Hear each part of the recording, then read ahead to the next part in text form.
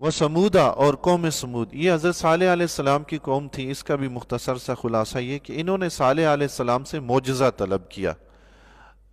حضرت صالح علیہ السلام سے کہنے لگے کہ اس پہاڑ میں سے گابن اونٹنی نکلے، اور اونٹنی نکلتے ہی بچہ بھی پیدا کر دے، دودھ دینے لگے، پہاڑ میں سے اونٹنی نکلے۔ اب دیکھیں جی، اونٹنی جو پیدا ہوتی ہے وہ اونٹنی سے ہی پیدا ہوتی ہے، پہاڑ میں سے کوئی اونٹنی نہیں نکلتی۔ کبھی آپ نے دیکھا کہ پہاڑ میں سے کوئی جانور پیدا ہوا ہو؟ ایسا نہیں ہوتا، بالکل نہیں ہوتا۔ یہ ما فوق الاسباب ہے، یہاں کوئی سبب جانور پیدا ہونے کا نہیں ہے۔ انہوں نے صالح علیہ السلام سے کہا کہ اس پہاڑ میں سے اونٹنی پیدا کر کے دکھائیں۔ تو حضرت صالح علیہ السلام نے پہاڑ کی طرف اشارہ کیا، اللہ کے نبی تھے، اللہ نے آپ کو یہ قدرت عطا فرمائی تھی۔ پہاڑ کی طرف اشارہ کیا، پہاڑ پھٹا، اس کے اندر سے ایک اونٹنی نکل آئی۔ سبحان اللہ، پہاڑ کے اندر سے۔ جو حضرات یہ کہتے ہیں نا کہ ما فوق الاسباب مدد مانگنا شرک ہے، اب یہ دیکھیں یہ کیا کر رہے ہیں؟ کون سا وہاں پہ سبب تھا اونٹنی پیدا ہونے کا؟ موسیٰ علیہ السلام پتھر پہ ڈنڈا مار کے پانی جاری کرتے ہیں، تو کوئی سبب تھا کہ پتھر میں سے پانی نکلے گا؟ چھوٹا سا پتھر تھا، موسیٰ علیہ السلام وہ اپنے پاس ہی رکھتے تھے۔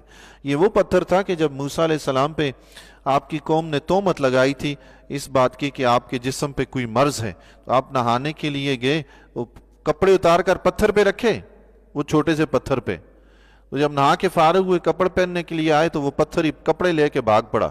پتھر بڑا بھاگتا ہے کبھی؟ کہاں انبیاء اور اولیاء کی جو شان ہے وہ الگ تھلگ ہے بھائی، ہم انہیں اپنے اوپر قیاس نہیں کر۔ وہ پتھر کپڑے لے کے بھاگ گیا۔ موسیٰ علیہ السلام بغیر کپڑوں کے اس پتھر کے پیچھے بھاگ رہے ہیں، یا حجر صوبی یا حجر صوبی، اے پتھر میرے کپڑے، اے پتھر میرے کپڑے۔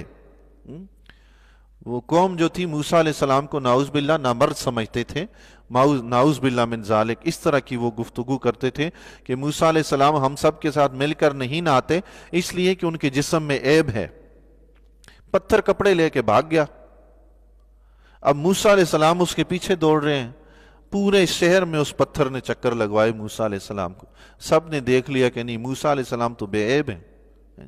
وہ پتھر تھا موسیٰ علیہ السلام کے پاس۔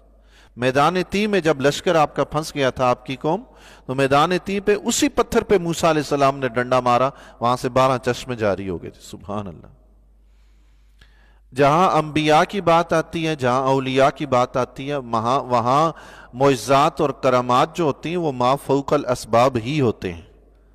لوگوں کی عقل حیران رہ جاتی ہے، لوگ ایسا کرنے سے عاجز آ جاتے ہیں۔ اگر کوئی چیز کسی سبب کے تحت ہو نا، تو سبب کے تحت تو کوئی دوسرا بھی کر سکتا ہے۔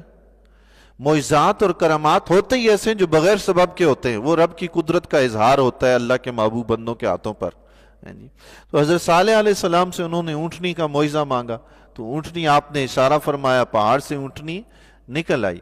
بہرحال حضرت صالح علیہ السلام نے اپنی قوم سے فرمایا، اس وقت ان کا ایک ہی تالاب تھا جس سے وہ پانی وغیرہ پیتے تھے، بارش کا پانی وغیرہ اکٹھا ہوتا تھا۔ صالح علیہ السلام نے ان سے فرمایا کہ ایک دن یہ اونٹنی پانی پیے گی اور ایک دن تم لوگ پیو گے۔ وہ اونٹنی چونکہ معجزے کی اونٹنی تھی، وہ عام اونٹنی تھی نہیں، تو ایک دن وہ تالاب کا سارا پانی پی جاتی تھی، قوم کے لیے بچتا ہی نہیں تھا۔ دوسرے دن وہ پیتے تھے، بڑے پریشان ہوئے۔ پھر اونٹنی میں ایک خوبی یہ تھی کہ روزانہ دودھ کے وقت ہر گھر کے دروازے پہ جا کے کھڑی ہو جاتی، گھر کا مالک اپنے جتنے برتن دودھ سے بھرنا چاہتا وہ بھر لیتا، جب وہ بھر لیتا تو اونٹنی خود چل کے اگلے گھر پہ چلی جاتی، جب وہ بھر لیتا تو اونٹنی چل کے خود اگلے گھر پہ چلی جاتی۔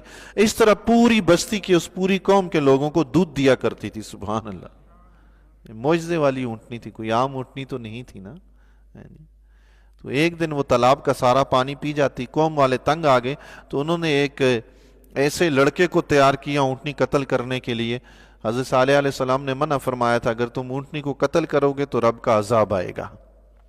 پھر ان کے ساتھ ایسا ہی ہوا، انہوں نے ایک ایسے لڑکے کو منتخب کیا جو نسب میں اپنے باپ کا نہیں تھا، ظاہری طور پہ باپ اس کا کوئی اور تھا، حقیقت میں باپ اس کا کوئی اور تھا۔ آپ یقیناً سمجھ ہی گئے میں کیا کہنا چاہ رہا ہوں۔ تو اس لڑکے سے وہ اونٹنی کو قتل کروایا، پھر اللہ تعالیٰ نے ان پہ عذاب، زلزلے کا عذاب بھیجا، اور اللہ تعالیٰ نے ان کو بھی تہس نہس کر کے رکھ دیا۔